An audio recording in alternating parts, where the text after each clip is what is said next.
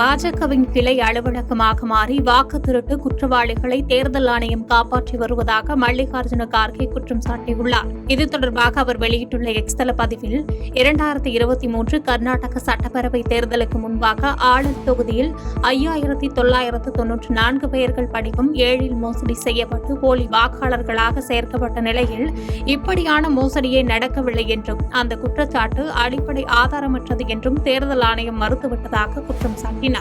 மேலும் இந்த வழக்கை விசாரிக்கும் சிஐடி போலீசார் குற்றவாளிகளை கண்டுபிடிப்பதற்கான முக்கியமான துருப்பு சீட்டாக திகழும் முக்கியமான தகவல்களை கேட்டபோதும் தேர்தல் ஆணையம் இதுவரை வழங்கவில்லை என்று கடுமையாக சாடியுள்ள கார்கே, இந்த வழக்கில் தவறு செய்தவர்களை தேர்தல் ஆணையம் காப்பாற்றுவதாகவும் பாஜகவின் வாக்கு திருட்டுக்கான கிளை அலுவலகமாக தேர்தல் ஆணையம் செயல்படுவதாக கடுமையாக விமர்சித்துள்ளார். இனக்கலவரம் வெடித்து 29 மாதங்களுக்கு பிறகு மோடியின் 3 மணி நேர பயணம் மணிப்பூர் மக்களுக்கு அவமானம் என்று காங்கிரஸ் பொதுச் செயலாளர் ஜெய்ராம் ரமேஷ் கடுமையாக சாடியுள்ளார்.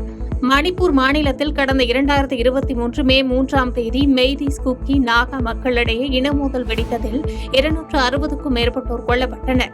இந்த வன்முறைக்கு பிறகு பிரதமர் மோடி ஒருமுறை கூட மணிப்பூர் செல்லாமல் இருப்பது குறித்து காங்கிரஸ் பலமுறை கேள்வி எழுப்பி விமர்சித்திருந்தது. தற்போது மணிப்பூரில் இனக்கலவரம் வெடித்து 2.5 ஆண்டுகள் கடந்துள்ள நிலையில் பிரதமர் மோடி வரும் 13ஆம் தேதி மணிப்பூர் செல்லவுள்ளதாக தகவல் வெளியாகியுள்ளன. இந்நிலையில் காங்கிரஸ் பொதுச் செயலாளர் ஜெய்ராம் ரமேஷ் தனது எக்ஸ் தள பதிவில் செப்டம்பர் 13ஆம் தேதி பிரதமரின் உத்தேச மணிப்பூர் பயணம் பற்றி அவரது ஆதரவாளர்கள் பாராட்டுகின்றனர். ஆனால் இந்த பயணத்தின் போது வெறும் 3 மணி நேரம் மட்டுமே அங்கு செலவிடுவார் என்று தெரிகிறது.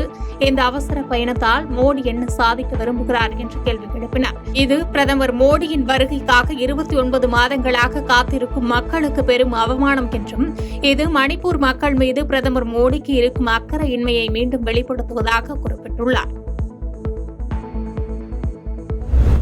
இந்திய ஏற்றுமதிகள் மீது அமெரிக்கா 50% வரி விதித்ததற்கு பதிலாக அமெரிக்காவிலிருந்து இறக்குமதி செய்யப்படும் பொருட்களுக்கு 75% வரி விதிக்க வேண்டும் என்று பிரதமர் மோடிக்கு ஆம் ஆத்மி ஒருங்கிணைப்பாளர் அரவிந்த் கெஜ்ரிவால் வேண்டுகோள் விடுத்துள்ளார். டிசம்பர் 31 வரை அமெரிக்காவிலிருந்து பருத்தி இறக்குமதிக்கு 11% வரி விலக்கு அளிக்கும் மத்திய அரசின் முடிவு இந்திய பருத்தி விவசாயிகளை பாதிக்கும் என்றும் இது அமெரிக்க விவசாயிகளை பணக்காரர்களாகவும் குஜராத் விவசாயிகளை ஏழைகளாகவும் மாற்றும் என்று தெரிவித்துள்ள டெல்லி முன்னாள் முதலமைச்சர் அரவிந்த் கெஜ்ரிவால், இந்த விஷயத்தில் பிரதமர் தைரியம் காட்ட வேண்டும், முழு நாடும் அவரது பின்னால் நிற்கிறது என்று கூறியுள்ளார்.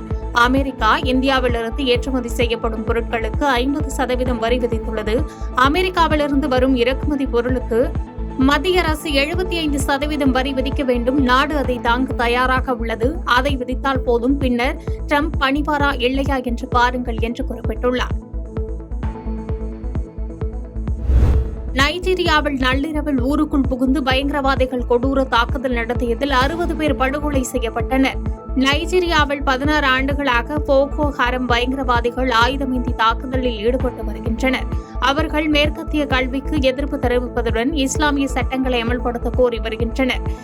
இந்நிலையில் நாட்டின் வடகிழக்கே அமைந்த தருள் ஜமால் பகுதியில் நேற்று இரவு திடீரென புகுந்த பயங்கரவாதிகள் கிராம மக்களை நோக்கி துப்பாக்கிகளால் சுட்டு தள்ளினர். இதில் அப்பாவி மக்கள் 60 பேர் வரை படுகொலை செய்யப்பட்டனர். வீடுகளில் வசிப்போர் வீடுகளை விட்டு வேறு இடங்களுக்கு செல்ல வேண்டாம் என்றும் உணவு மற்றும் பிற உயிர்காக்கும் பொருட்களுக்கும் ஏற்பாடு செய்துவிட்டதாக நாட்டு மக்களுக்கு அரசு அதிகாரிகள் அறிவுறுத்தியுள்ளனர். உக்ரைன் போரில் ரஷ்யா தனது மிகப்பெரிய வான்வழி தாக்குதலை தொடங்கிய பின்னர் அதற்கு எதிராக பொருளாதார தடைகள் விதிக்கப்பட வேண்டும் என்று உக்ரைன் அதிபர் ஜெலன்ஸ்கி அழைப்பு விடுத்துள்ளார்.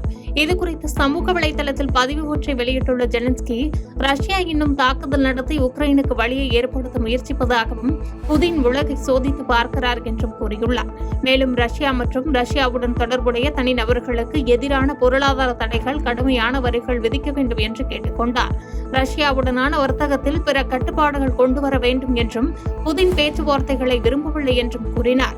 உக்ரைனில் நடந்து வரும் மோதலுக்கு பதிலளிக்கும் விதமாக ரஷ்யா மீது கூடுதல் தடைகளை விதிக்க தயாராக இருப்பதாக அமெரிக்க அதிபர் ட்ரம்ப் அறிவித்தார். இந்த சூழலில் ரஷ்யாவிற்கு எதிராக பொருளாதார தடைகளை விதிக்க வேண்டும் என்று ஜெலன்ஸ்கி அழைப்பு விடுத்துள்ளது குறிப்பிடத்தக்கது. செய்திகளை உடனுக்குடன் தெரிந்து கொள்ள கீழ்கண்ட கேபிள் மற்றும் டிடிஎச் நெட்வொர்க்குகளில் எம் நாடு செய்தி தொலைக்காட்சியை காணுங்கள். பாதகம் செய்பவரை கண்டால் நாம் பயம் கொள்ளலாகாது பாப்பா. மோதி மிதித்துவிடு பாப்பா, அவர் முகத்தில் உமிழ்ந்துவிடு பாப்பா. அண்மை செய்திகளை உடனுக்குடன் தெரிந்து கொள்ள இணைந்திருங்கள் எம்நாடு தொலைக்காட்சியுடன்.